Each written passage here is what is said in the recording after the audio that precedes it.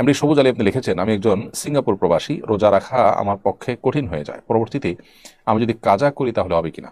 ফখরুল ইসলাম লিখেছেন, তারাবির নামাজ 4 রাকাতের পর পর বিশেষ একটি দোয়া পড়া হয়, এটা পড়া জরুরি কিনা। ইয়াফ এইচ এফ এআইডি থেকে আপনি লিখেছেন, এই রমজান মাসে কোন কোন আমল বেশি বেশি করা যায়। নাইম আহমেদ আপনি লিখেছেন, হুজুর রোজা অবস্থায় চুল নখ কাটা যাবে কিনা। দেশের কিছু কিছু এলাকায় একদল লোক সাহারির সময় রাস্তায় হেঁটে হেঁটে কাওয়ালি গিয়ে সাহারির জন্য ডাকেন। তরুণরা এই ধরনের কাজে উৎসাহ বোধ করেন, এলাকার মানুষরাও একে উপভোগ করে। এভাবে ডাকাডাকিকে আপনি কিভাবে দেখছেন। এমনি মঈনুল হক আপনি লিখেছেন, আমি একজন ব্যবসায়ী, দোকান পরিচালনার কারণে নিয়মিত তারাবি পড়তে পারি না, তাতে কি আমার রোজার কোনো ক্ষতি হবে। দেলোয়ার হোসেন পনি আপনি লিখেছেন, রোজা রেখেও অনেকে নামাজ পড়ে না, তাদেরকে নামাজে নেওয়ার জন্য কি করা যায়, বেনামাজি রোজাদারের রোজা হবে কিনা। ইমরান ইসলাম আপনি লিখেছেন, রমজানের আগে কালেকশন করে রমজানে ইফতার বিতরণ করলে কি রমজানের সব পাবো। মোহাম্মদ শাফিয়ার রহমান আপনি লিখেছেন, রোজা রাখা অবস্থায় হাত কেটে যদি রক্ত বের হয় তাহলে কি রোজা থাকবে। এমনি মঈনুল হক আপনি লিখেছেন, আমি একজন ব্যবসায়ী, দোকান পরিচালনার কারণে নিয়মিত তারাবি পড়তে পারি না, তাতে কি আমার রোজার কোনো ক্ষতি হবে। ভাই মঈনুল হক, আপনি দোকান পরিচালনা করার কারণে তারাবি পড়তে পারেন না, এক্ষেত্রে আপনার দোকানে যদি একাধিক লোক থাকে তাহলে সেক্ষেত্রে পালা বদল করে আপনারা তারাবি পড়বেন। ব্যবসায়ীদের বিভিন্ন শপিং মলে, মার্কেটে তাদের সুবিধার্থে একাধিক টাইমে তারাবি নামাজ হয়ে থাকে। সো সেই তারাবি নামাজে কখনো আপনি গেলেন, কখনো আপনার কর্মচারী পাঠালেন, কখনো সহকর্মীকে পাঠালেন, এভাবে পাল্টাপাল্টি করে আপনি পড়ার চেষ্টা করা উচিত। আর যদি কোনো কারণে সেটা করতে না পারেন তো একাকি আপনি তারাবি পড়লেও আপনার তারাবি আদায় হয়ে যাবে।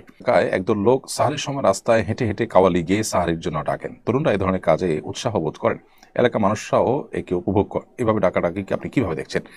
যদি খালি গলায় কাওয়ালি গান, তার গানের কথার ভিতরে খারাপ কিছু না থাকে, তাহলে মৌলিকভাবে গাওয়া দোষের নয়। আর এভাবে ডাকাডাকিতে মাইকে আপনার যে উচ্চস্বরে ডাকাডাকি হয়ে থাকে সেটার তুলনায় এটা সহনীয়, এবং এটাতে যারা রোজা রাখবেন না, অন্য ধর্মাবলম্বী কিংবা অসুস্থ ব্যক্তি কিংবা ঋতুবতী নারী বা শিশু, তাদের যে খুব বেশি ডিস্টার্ব হয় তাও না।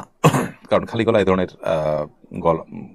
কাওয়ালি গাওয়া হোক বা কোনো তেলাওয়াত করা হোক, এগুলো খুব বেশি উচ্চ আওয়াজ সৃষ্টি করে না, যার কারণে এটাতে আমি দোষের কিছু দেখছি না। তবে যদি এটা অন্যের কষ্টের কারণ হয় বা অনেকে মিলে সম্মিলিতভাবে বেশ জোরে সোরে আপনার আওয়াজ করেন এবং অন্যদের ইবাদতে ব্যাঘাত সৃষ্টি হয়, তাহলে সেক্ষেত্রে এটা পরিত্যাজ্য।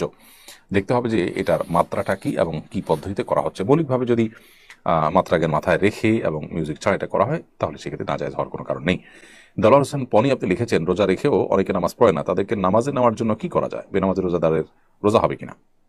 রোজা রেখেও যদি কেউ নামাজ না পড়েন তাহলে এটা দুর্ভাগ্যজনক, কারণ রোজার চাইতে নামাজের গুরুত্ব অনেক বেশি। যিনি রোজা রাখছেন তিনি ইসলামের এটার গুরুত্বটা বুঝতে পেরেছেন, কিন্তু নামাজের গুরুত্বটা তিনি বুঝলেন না। তাকে নামাজের গুরুত্বটা বোঝানো উচিত এবং নামাজের গুরুত্ব সম্পর্কে তাকে পুস্তক পড়তে দেওয়া, কোনো লেকচার শুনতে দেওয়া অথবা কাউন্সেলিং করা, এটা উচিত। সেই সাথে এটাও সঠিক যে নামাজ না পড়েও তিনি যে রোজা রাখছেন তার রোজাটা হয়ে যাবে, কিন্তু নামাজ না পড়ার কারণে গুনাহ হবে অনেক বেশি।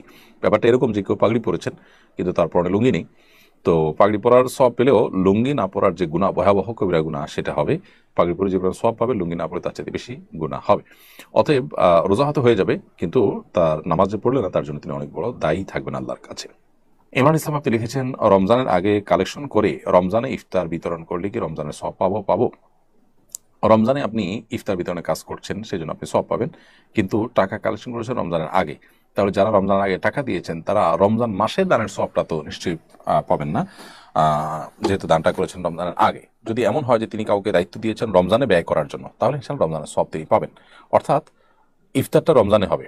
এখন আমি ডোনার, আমি কালেক্টরকে দিলাম যে তুমি এই টাকাটা নাও, রমজানে ইফতার করাবে, তাহলে ইনশাল্লাহ আমি রমজানের দানের সবটাই পাবো, কারণ আমার টাকাটা ইমপ্লিমেন্ট বা খরচ হচ্ছে রমজান মাসে, টাকাটার খরচ হচ্ছে, ব্যয় হচ্ছে রমজান মাসে, আমার চাহিদা পূরণ হচ্ছে রমজান মাসে, সো সব পাওয়া যাবে, আশা করা যায়। কিন্তু কেউ যদি রমজানের আগেই দান করেছেন, সেটা দিয়ে যিনি টাকা রিসিভ করেছেন তিনি রমজানে ব্যবহার করেছেন, তাহলে দানকারী সব পাবেন না, কারণ তিনি রমজানের দান করার জন্য দেন নাই। তো সাধারণত ইফতারের জন্য টাকা কালেকশন করলে তো দাতা রমজানে খরচ হবে সেটা জেনেই দেন, তো সেটা জেনেই যদি দেওয়া হয় ইনশাআল্লাহ তিনি রমজানের দানের সব পাবেন। এমডি সবুজ আলী আপনি লিখেছেন, আমি একজন সিঙ্গাপুর প্রবাসী, রোজা রাখা আমার পক্ষে কঠিন হয়ে যায়, পরবর্তীতে আমি যদি কাজা করি তাহলে হবে কিনা। দেখুন, আপনি জাস্ট কাজের অজুহাতে রোজা না রাখার সুযোগ নেই। যদি এমন হয় যে আপনি যেখানে আছেন সেখানে রোজা রাখতে আপনার কঠিন হয়, তাহলে আপনার সেই জায়গা পরিবর্তন করা দরকার, সেই চাকরি পরিবর্তন করা দরকার, সুইচ করা দরকার, যাতে করে আপনি রোজা রাখার মতো পরিবেশে যেতে পারেন। আপনি সামান্য একটু রুটি রুজির জন্য ফরজ রোজা রাখতে পারছেন না, এরকম জায়গায় নিজেকে আপনি নিয়েছেন, তো এটা আপনার জন্য অনুচিত কাজ। যদি এমন হয় যে সাময়িক সমস্যা, এই মুহূর্তে পারছেন না, সেখানে যৌক্তিক শরিয়া গ্রাহ্য কোনো ওজোরের কারণে, তাহলে সেটা গ্রহণযোগ্য হতে পারে, পরবর্তীতে রোজাগুলো রেখে দিলে হবে। মোহাম্মদ শাফিয়ার রহমান আপনি লিখেছেন, রোজা রাখা অবস্থায় হাত কেটে যদি রক্ত বের হয় তাহলে কি রোজা থাকবে? ভাই শাফিয়ার রহমান, রোজা রেখে যদি হাত কাটা যায় এবং হাত পা আসলে যে কোনো অঙ্গ প্রত্যঙ্গ কাটা যায়, তাতে রক্ত বের হোক, তাদের রোজার ক্ষতি হবে না, রোজা হয়ে যাবে ইনশাআল্লাহ তাআলা। নাইম আহমেদ আপনি লিখেছেন, হুজুর রোজা অবস্থায় চুল নখ কাটা যাবে কি না? চুল নখ রোজা অবস্থায় কাটা যাবে, তাতে কোনো অসুবিধা নেই, রোজার কোনো ক্ষতি হবে না। মাথায় তেল দেওয়া যাবে, আতর ব্যবহার করা যাবে, মেসওয়াক করা যাবে, এগুলো কোনোটাই রোজার কোনো ক্ষতি করবে না, সুরমাও ব্যবহার করতে পারবেন। ইয়াফ এইচ এফ এর থেকে আপনি লিখেছেন, এই রমজান মাসে কোন কোন আমল বেশি বেশি করা যায়? সবচেয়ে বেশি করার চেষ্টা করবেন হলো গুনাহ থেকে বেঁচে থাকার আমল, কোনো গুনাহ যেন না হয় সে চেষ্টা করবেন। কোরআন তেলাওয়াতটা বেশি বেশি করার চেষ্টা করবেন এবং সে সাথে দোয়াটা বেশি বেশি করার চেষ্টা করবেন, সাদাকা এবং দানটা বেশি বেশি করার চেষ্টা করবেন। ফখরুল ইসলাম লিখেছেন, তারাবির নামাজ 4 রাকাতের পরপর বিশেষ একটি দোয়া পড়া হয়, এটা পড়া জরুরি কিনা? না ভাই ফখরুল ইসলাম, তারাবির নামাজের 4 রাকাতের পরপর যে দোয়া পড়া হয় এটার সাথে আসলে তারাবির কোনো সম্পর্ক নেই এবং এটা হাদিস দ্বারা সাব্যস্ত নয়। এটা মূলত 4 রাকাত পরপর যে বিরতি দেওয়া হয় এটা মূলত রেস্টের জন্য দেওয়া হয়। সো এটা আমি দোয়া পড়া, কেউ জিকির করতে পারে, কেউ চুপ থাকতে পারে, কিন্তু নির্দিষ্ট ফরম্যাটে যে দোয়া পড়া হয় সুবহানাল মুলক ওয়াল মালাকুতে, এগুলোর কোনো ভিত্তি কোরআন হাদিসে কোথাও নেই।